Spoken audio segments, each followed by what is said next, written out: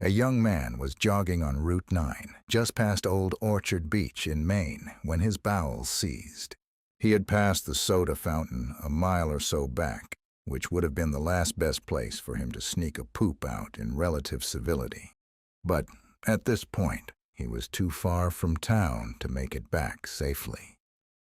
He had been running competitively since his freshman year of high school and was not unfamiliar with shitting in the woods. And so he entered the dense forest, found a small clearing away from the road, and did his business. Being half Canadian, his maternal grandfather was born in Chatham, Ontario, and a hockey fan. He reached for a maple leaf to wipe his ass with, but this maple leaf would prove to be even more disappointing than the dispirited Toronto hockey franchise. The chosen leaf had been resting on a patch of poison ivy and transferred that plant's toxins to the boy's anus upon contact. 2 hours later, the boy's bumhole would be an oozing furnace of blisters and pus. I didn't mention that the night before the boy had been out with his friends when they happened upon a group of girls a few years older than themselves. One of the girls, the prettiest by far, and the young man made it back to a room above the girl's grandparents' garage where she was staying for the summer.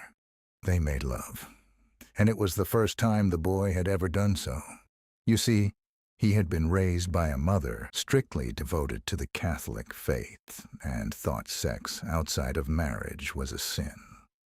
As the prickly poison ivy threatened to consume him, he became convinced that it was the Lord's wrath he was feeling on his asshole.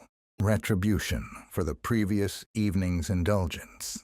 He had planned on calling on the young woman later that afternoon, after he had finished his exercise.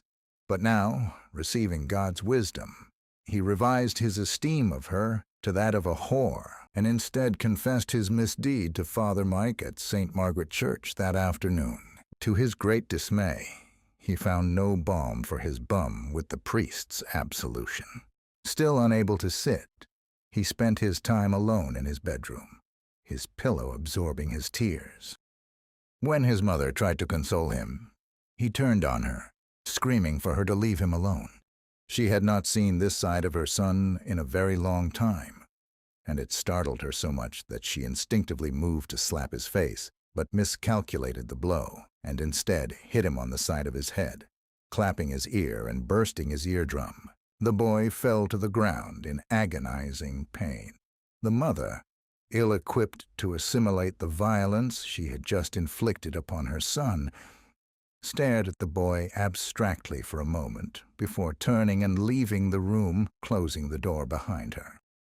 The boy remained huddled on the floor and wept silently as a trickle of blood wound its way out of his left ear.